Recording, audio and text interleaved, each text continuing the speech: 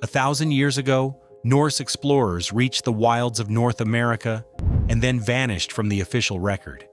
Mainstream history draws the line at a windswept coastal camp in Newfoundland and insists nothing ties the Vikings to the American heartland.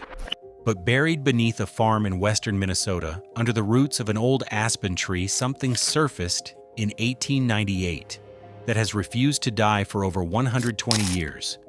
And in the last 2 years, new DNA work, new rhinological analysis, and new dating science have begun pulling that buried story back into the light. So, here's the question that mainstream archaeology has spent a century trying to bury. How did the Vikings, whose official limit was a coastal camp on the edge of the continent, leave traces 2,400 kilometers inland in the heart of North America? And what evidence has the academic world refused to look at? To understand the controversy, we need to start with the one Norse site that scholars universally accept, Lance aux Meadows in Newfoundland. Discovered in the 1960s by Helga Ingstad and Anne Stein Ingstad, the site contained unmistakable evidence of Norse occupation. Archaeologists uncovered buildings built in Scandinavian style, ironworking facilities, tools, nails, and artifacts that match those found in Greenland and Iceland. For decades, researchers believed the Théodotridau of the site dated broadly between 990 and 1050 AD.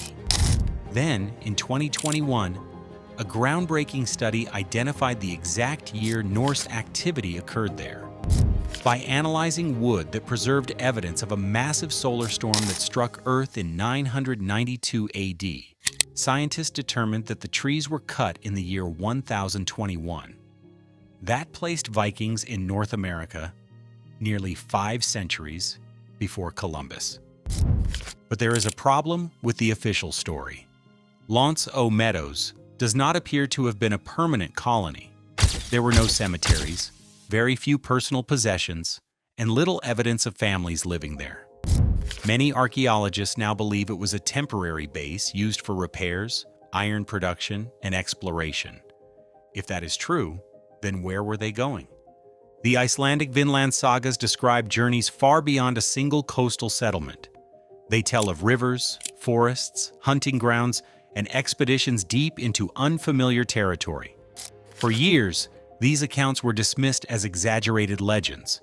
Yet when we examine Norse technology, those journeys suddenly seem far more plausible.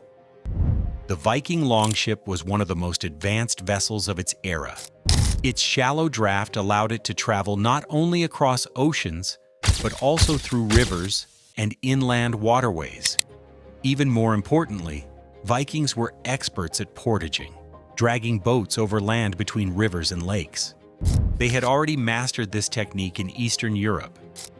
Viking traders known as the Varangians navigated enormous river systems, connecting the Baltic Sea to the Black Sea. Traveling thousands of kilometers through rivers, lakes, and forests was already part of their culture. North America offered similar opportunities. One possible route began through Hudson Bay, leading into Lake Winnipeg and down the Red River toward Minnesota. Another route stretched through the St. Lawrence River and Great Lakes system. Both routes connected vast waterways that could carry explorers deep into the continent. Centuries later, French voyageurs used many of these same pathways. The routes already existed. Indigenous nations had traveled them for generations. The Vikings simply needed to discover them. Which brings us to the artifact that changed everything. In 1898, Swedish immigrant Olof Ohman was clearing trees on his Minnesota farm when he unearthed a large stone covered in runes. The inscription described an expedition of Scandinavians traveling westward from Vinland. It recounted a tragedy in which 10 men were found dead and ended with a date, 1362. If authentic, the Kensington Runestone would place Norse explorers deep in North America more than a century before Columbus.